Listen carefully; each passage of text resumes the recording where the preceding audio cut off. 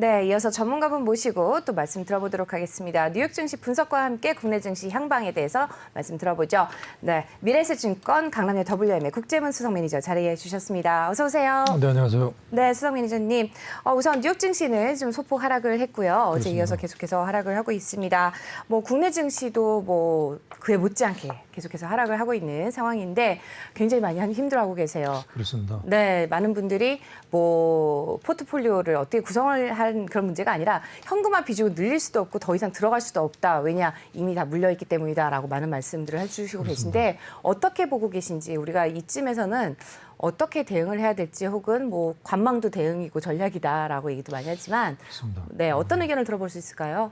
그렇습니다. 지금 뭐 골드만삭스가 올해와 내년 미국의 성장률을 하향 조정한 데 이어서 IMF마저도 미국의 성장률을 대폭 하향 조정했다는 점, 이런 점들이 시장에 더 부담을 주는 것 같고요. 특히 IMF에서는 이제 인플레이션의 위험이 위쪽으로 일렀기 때문에 각국의 중앙은행들이 빨리 서둘러서 이에 대한 어떤 대책적인 스탠스를 마련해야 된다. 자, 이런 점들을 상당히 부추긴다는 점. 그렇다면 이미 뭐 경기에 대한 스탠스, 경기 고점 논란, 뭐 경기 피크아웃, 이에 따라서 기업 실적들에 대한 부담감은 이미 나와 있는 상황에서 이제 예상치 못했던 이런 인플레이션이 더 가속화되면서 이제 IMF마저도 뭐 각국 중앙은행들에 대해서 이런 그 경기 사이클 위축에 따라서 이제 뭐 유동성 축소 빠르게 앞당기려는 그런 코멘트적인 내용들, 그리고 이제 금리 인상마저도 뭐 서둘러 해야 되지 않는가, 이런 내용들에 대해서 시장들이 더욱더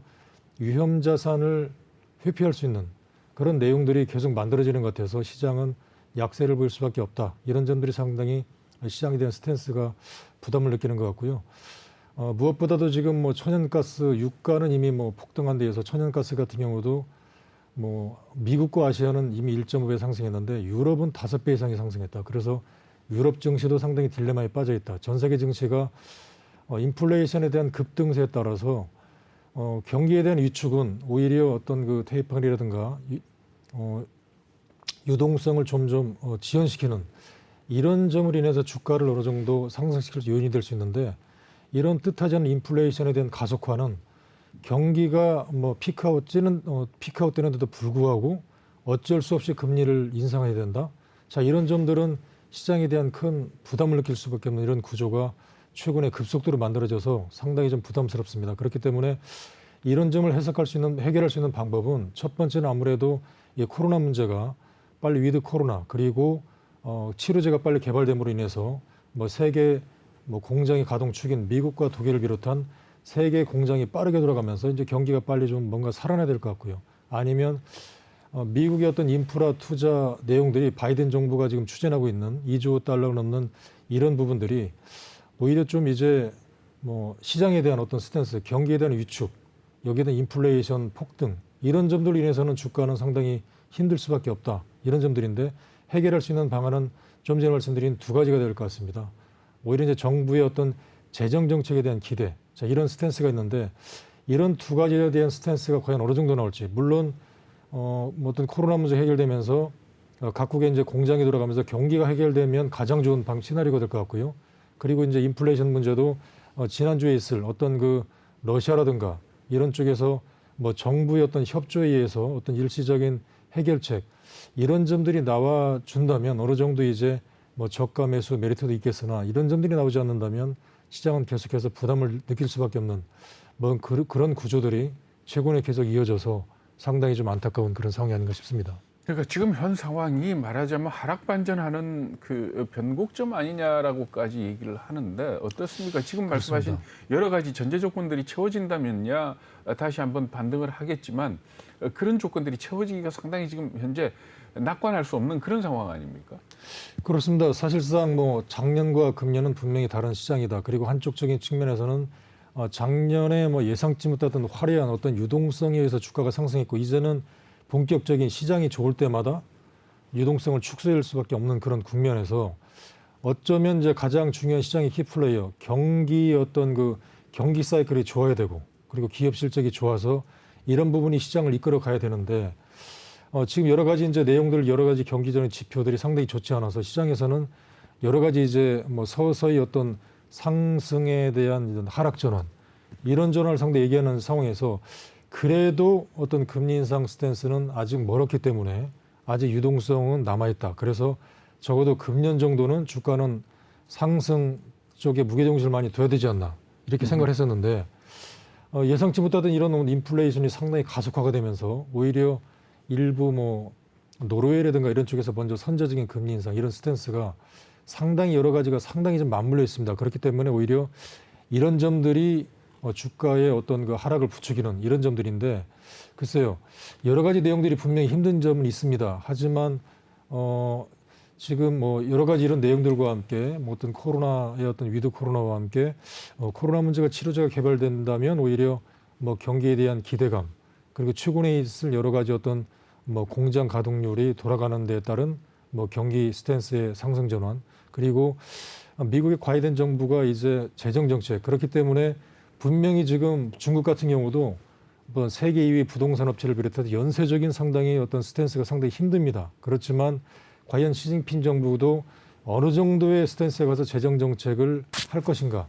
자, 이런 점들이 과연 내년일까?이기 때문에 한쪽 측면에서는 분명히 단기적으로 상당히 뭐 여러 가지 스탠스가 힘듭니다. 그렇지만 각국 정부의 어떤 재정 정책이라는 카드가 있기 때문에 어느 정도에 있어서는 다시 한번 이제 좀 하락을 저지할 수 있는 상승 시그널도 있지 않을까 이런 측면도 상당히 주목해 보셔야 될 것 같습니다. 네, 좀 갑작스러운 질문을 좀 드려도 될지 모르겠습니다. 구재훈 매주님 항상 당황스러우실 정도로 저희가 좀 갑작스럽게 돌발 질문을 드리고 있는데 지금 어제 같은 경우도 삼성전자 6만 9천 원까지 종가 형성을 했습니다. 아, 그렇습니다. 7만 전자도 아닌 6만 전자로 떨어져 버렸고 SK하이닉스도 거의 지금 뭐 최저가라고 하죠. 네, 지금 외국계에서는 그래도 지금 거의 최저가다. 지금 SK하이닉스 같은 경우는 91,500원까지 종가 형성을 했습니다.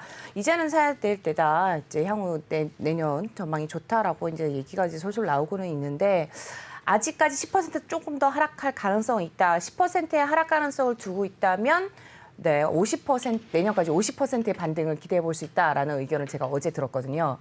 어떻게 보시는지 제가 정보가 조금 빠릅니다. 네.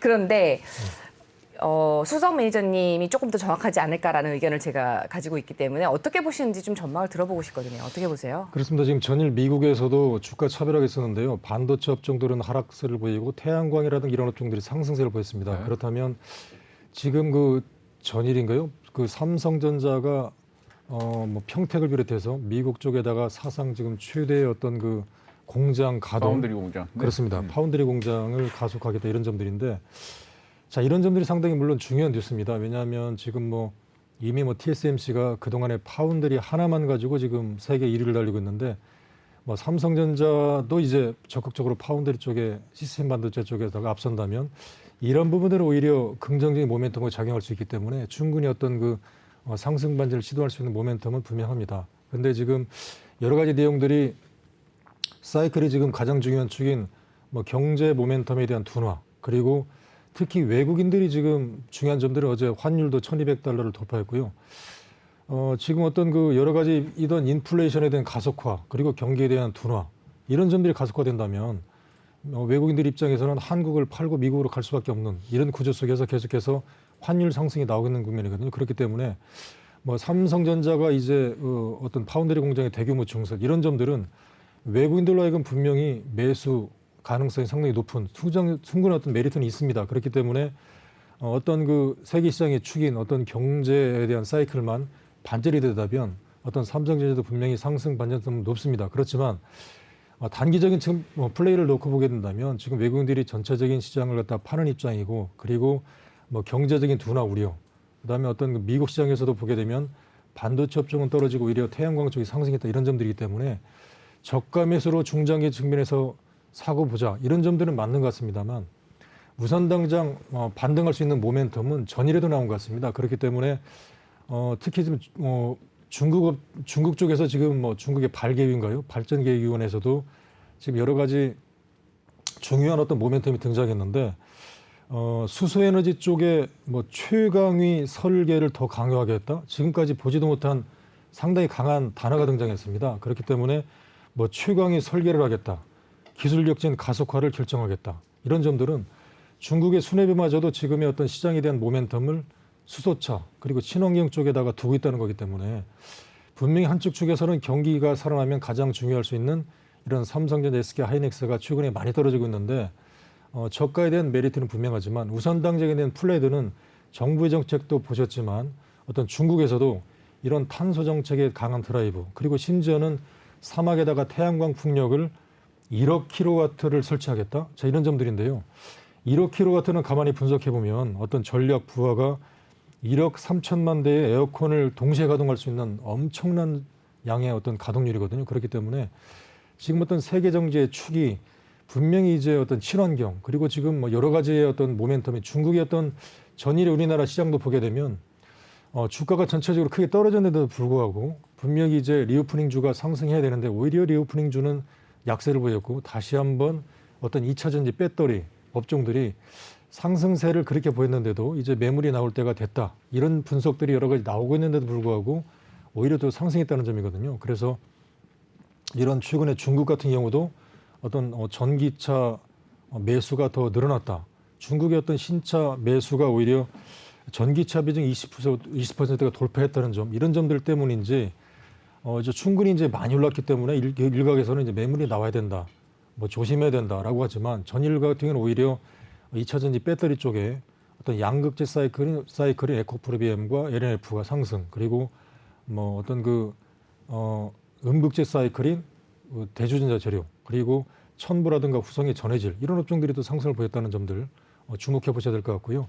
또 무엇보다 중요한 점들은 이제 뭐 중국마저도 이런 점들에 대한 가속화, 그리고 여기에 이제 또 하나의 중요한 키플레이어가 최근에 이제 뭐 유가 폭등과 함께 원자재 가격이 상승을 보이겠는데, 그렇다면 원자재 가격 상승 중에 2차 전지의 가장 중요한 원자재가 동박입니다. 그렇기 때문에 또 동박을 만드는 기업들, 뭐 솔루스 첨단 소재라든가, 그리고 그동안에 이제 아연 쪽에 상당히 강점을 두고 있던 고래 아연이 그동안에 이제 본업에만 충실했는데 이제 고래아연마저도 2차 전지 쪽에 들어가는 동박을 만들기로 결심했다.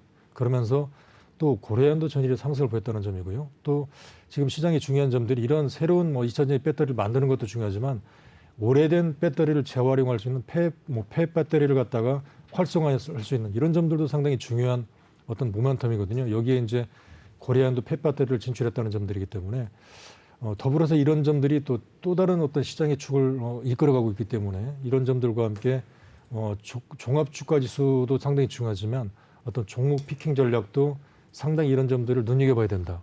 이렇게 말씀드리고 싶습니다. 그렇다 그래서 지금 투자자 입장에서 여쭤본다면은 지금 그렇습니다. 삼성전자를 손해난 상황에서 팔고 글로 갈아탈 수 없는 거 아닙니까? 어떻게 생각하세요? 그렇게 해야 됩니까?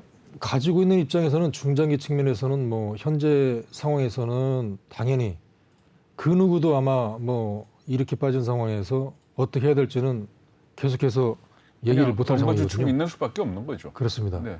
매매하는 입장에서는 뭐 이제 이 부분에 대해서는 여러 가지 이제 매니저랑과 계좌주식이 다 틀릴 겁니다. 네. 뭐 끝까지 가지고 있을 거냐, 가지고 있는 네네. 입장에서는.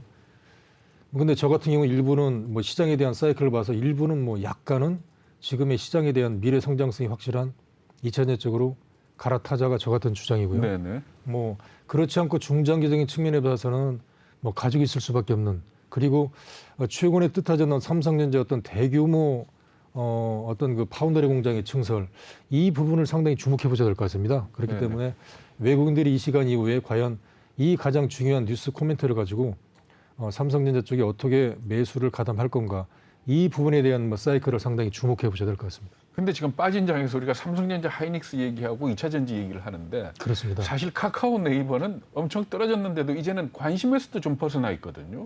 그렇습니다. 어떻게 보십니까? 카카오나 네이버 갖고 있는 분들 어떻게 자세를 취해야 될까요? 그렇습니다. 아무래도 중요한 점들은 이 제가 계속해서 말씀드렸던 어떤 그 정부의 어떤 정책 규제가 가장 큰 것 같습니다. 네. 그렇기 때문에 이 부분은 뭐 전일의 어떤 시장의 사이클과 똑같은 것 같아요. 과연 지금 새롭게 주식을 많이 떨어졌으니까 한번 주식을 한번 사봐야지 네. 라고 하는 입장에서 딱 놓고 보게 되면, 그렇다면 많이 빠졌던 카카오를 살 건가, 아니면 뭐 작년 내내, 그리고 지금 뭐 많이 올랐다, 그리고 심지어는 오죽 올랐으면 2년 3년까지의 어떤 상승 부분을 감안한 것까지 올랐다는 점, 2차 전지가 또 올라가는데, 심지어 카카오 같은 경우도 미래에 대한 성장성이 2차 전지 못지않게 분명히 뭐 성장성이 확실했었습니다. 네. 그렇기 때문에 그런데도 불구하고 지금 정부의 어떤 규제 정책, 자, 이런 부분들. 자, 이런 부분들을 놓고 볼 때 이제 시장에 대해서 새롭게 매수하고자 하는 입장에서는 이 부분들을 상당히 주목해 보야 될 것 같습니다. 그렇기 때문에 분명히 미래에 대한 성장성이 확실해서 그런 멀티플을 가지고 적극적으로 매수를 했었는데, 자, 이런 규제에 대한 리스크가 과연 어느 정도일까? 심지어는 어떤 추가적인 어떤 보험에 이어서 이제 어떤 그 이미 은행업, 심지어는 증권업까지 이제 그리고 대규모 진출하고 있는 어떤 카카오에서 여러 가지 보험 쪽의 어떤 규제가 나오면서 추가적인 어떤 성장성이 약간 제동을 걸리는 이런 부분이기 때문에 그렇다 하더라도 분명히 어떤 그 플랫폼 비즈니스는 어떤 세계적인 경쟁이 있어서 이 부분을 가지고 싸니까 사자, 이 부분은 분명히 있는 것 같습니다. 그렇지만 어떤 그 성장성이 확실하게 담보될 수 있는 이런 규제, 이런 부분들보다는 오히려 뭐 정부의 정책적인 지원을 얻고 있는 어떤 2차 전지라든가 이런 쪽에 대해서 전일의 어떤 시장을 놓고 보게 되면 이런 부분이 더 오히려 올라갔다는 점들은 시장에 대한 새롭게 매수를 하고 있는 쪽에서는 여전히 그래도 많이 올랐지만 확실한 성장성이 담보된 쪽으로 들어가고 있는 게 아닌가. 이 부분을 주목하면서 종목 어떤 전략을 상당히 구사하는 게 좋을 것 같습니다. 예전에도 그 이제 카카오에 대해서 여쭤봤을 때도 그냥 분할 매도 좀 나눠서 담고 이렇게 나눠서 이제 팔고 이렇게 하면 약간 이제 부담을 좀 덜을 수 있다라고 이제 조언을 좀 해주셨던 것 같은데, 그래도 이제 아쉽단 말이죠. 그 고점에 워낙 고점에 들어가신 분들은 이제 좀 아쉽고, 이제 뭐 카카오뿐만 아니라 이제 다양한 종목들이 그런 것 같습니다. 제가 아는 분들도 뭐 LG 전자라든지 뭐 이렇게 뒤늦게 따라 들어가셨다가 완전히 고점에 물려 계시고 뭐 마이너스 40% 이상 이렇게 되는 분들이 계시거든요. 이제 와서 팔자니 너무 크게 들어가 계시고 무타기하게도 이제는 현금 비중이 안 되시고 뭐 이런 분들이 너무 많다 보니까 그냥 뭐 장기로 버티는, 뭐 회사가 망하지 않는 한 괜찮지 않겠냐, 버티는데 그냥 하루하루 괴로울 뿐이다 이렇게 얘기하시는 분들이 너무 많으세요. 그러니까 개인 투자자분들의 계속되는 반복되는 이제 투자 패턴이 아닌가라는 생각이 들 정도로, 그렇습니다. 네, 이런 분들께 조금 조언을 한마디 해주시는 게 어떨까요? 그렇습니다. 지금 뭐 이 부분은 아마 1년 심지어는 최근에 한 달 내내 계속 반복된 얘기거든요. 한 달 전에도 뭐 카카오 그렇게 떨어졌을 때 어떻게 해야 될 건가? 자, 그 부분에 대해서 지금 뭐 성장성 있는 걸 일부를 약간이라도 갈아타야 될 건가에 대해서 뭐 모든 뭐 개개인 의견이라든가 이 부분들 뭐 증권사 애널리스트 의견들이 다 틀릴 겁니다. 근데 지금 이 부분을 가지고 어떤 그 투자자 입장에서도 말씀하신 대로 뭐 계속 가지고 있겠다 그런 분이 계시는데, 뭐 주위 어떤 투자자들도 분명히 그런 분이 계십니다. 뭐 지금이라도 나는 좋다. 뭐 일부 투자자분들에 대해서는 뭐 손실을 감안하더라도 이 시간 이후에, 그런 현 실점 이후에 과연 상승력이 큰 종목이 어느 종목일까에 대해서 이제 질문하시는 분도 계십니다. 물론 뭐 일부분이라든가 그런 분들 여러 가지 이제 이런 내용을 가지고 뭐 그 어떤 애널리스트라든가 전문가들도 참 얘기하기 힘들 겁니다. 뭐냐면 손해를 이렇게 보고 있는데 그걸 어떻게 갈아탈 수도 없는 거고, 어쩔 수 없는 뭐 긍정적인 코멘트를 줄 수밖에 없는 뭐 그런 게 사실 현실이거든요.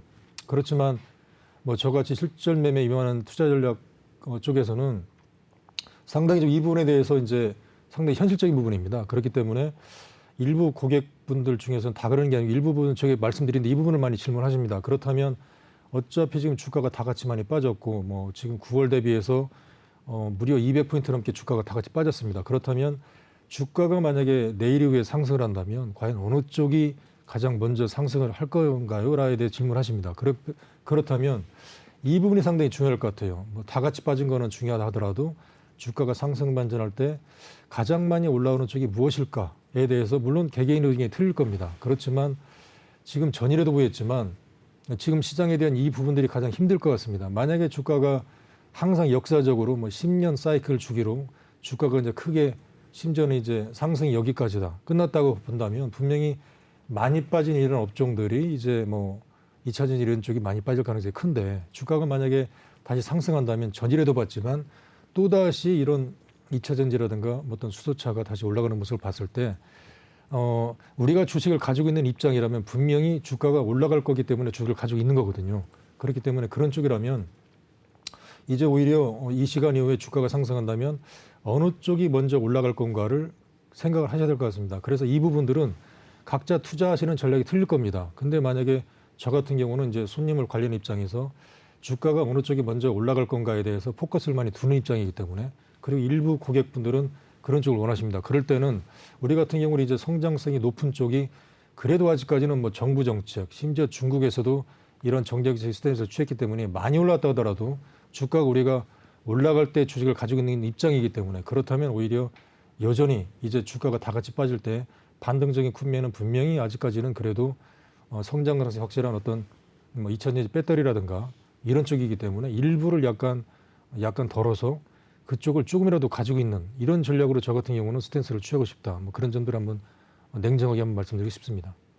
그래도 김범수 실장이 어제 좀 그렇습니다. 바짝 납작 이렇게 하셨잖아요. 그렇습니다. 그런데 어떤 좀 희망을 걸어볼 수 있지 않을까라는 생각을 저는 해봤거든요. 그리고 또 뭐 정권에 대한 그렇습니다. 얘기도 많이 하시더라고요. 근데 장기적으로 본다고 하면 지금은 좀 힘들지만 사실은 어떻게 주식이 워렌 버핏도 그랬잖아요. 10년을 들고 있을 종목이 아니면은 쳐다도 보지 마라. 근데 저는 사실 그거는 좀 반대하는 게 우리는 정권이 이제 5년마다 교체이기 때문에 미국은 한 번을 더 갈 수 있지만 5년 정도는 들고 갈 수 있는 종목이라고 한다면 저는 괜찮다고 보거든요. 모든 종목을 제대로 그런 그렇습니다. 철학을 그렇습니다. 가지고 있다면 어떻게 보세요? 5년을 지금, 투자한다. 개인적으로 플랫폼 네. 비즈니스가 제 주위에서도 이제 하는 그 사업 입장에서 보게 되면 상당히 좀 성장성이 분명히 있는 직업입니다. 왜냐하면 뭐 들어가는 큰 자본도 그렇게 크지도 않고요. 그렇지만 분명히 지금 뭐 물론 뭐 일부에서는 지금 바로 이런 점들 뭐 골목상권 침해라든가 이런 점들에 대해서 상당히 부담을 느끼는 점. 특히 이제 뭐 중국 같은 경우도 뭐 소규모 자본을 가지고 또 소규모 뭐 작은 인원이 이제 전체적인 시장 캐파를 뭐 지배한다는 이유로 상당히 좀 부담스러운 점을 분명히 가지고 있는 것 같은데 분명히 이런 플랫폼 비즈니스 같은 경우는 성장성이 확실합니다. 그렇기 때문에 한편으로 봐서는 물론 이런 뭐 단기적인 주의 리스크 때문에 물론 부담을 느끼는 것 같지만 큰 사이클을 놓게 되면 분명히 저도 그런 뭐 긍정적인 코멘트에 동의합니다. 그렇기 때문에 이런 플랫폼 비즈니스 같은 경우가 뭐 저 같은 경우도 뭐 충분히 관심도 많고요. 그렇기 때문에 뭐 큰 어떤 틀을 놓고 보게 된다면 분명히 뭐 성장성 뭐 이런 규제가 언제까지 갈까에 대해서 뭐 가능성이 높기 때문에 뭐 그런 점들은 뭐 들고 가자 그런 점들도 뭐 틀린 말은 아닙니다. 맞습니다. 그렇지만 저 같은 경우는 이제 단기적으로 수익을 더 내고 그리고 이제 그때 뭐 이런 점들이 리스크가 거치고 좋아질 때 그쪽으로 옮겨서 수익을 더 많이 보자. 뭐 그런 주의가 저는 지금까지 어떤 투자 철학이기 때문에 그런 쪽이고 지금 말씀하신 어떤 뭐 5년, 10년에 대한 뭐 내용을 놓고 보게 될 때 뭐 삼성전자라든가 뭐 카카오라든가 분명히 길게 보게 되면 성장성을 충분히 담보하고 있는 종목이기 때문에 뭐 어떤 뭐 저축하는 개념으로 가지고 간다는 점들은 뭐 틀린 점도 아니고 뭐 그런 점도 저도 동의하는 뭐 내용이라고 말씀드리고 싶습니다. 네, 워낙에 힘든 장이고 또 지금 그렇습니다. 또 많은 시청자분들 또 개인 투자자분들 너무너무 힘든 상황입니다. 근데 뭐 많은 그 애널리스트 분들, 전문가들 분들도 계시지만은 좀 힘내셨으면 좋겠고요. 또 시간 관계상 저희 국제문 수석 매니저님도 이제 바로 복귀를 하셔야 되기 때문에 여기까지 들어보도록 하겠습니다. 또 다시 나중에 말씀 이어가 보도록 하죠. 오늘 도움 말씀 주신 분, 네, 미래에셋증권 강남역 WM의 국제문 수석 매니저였습니다. 말씀 고맙습니다. 네, 감사합니다.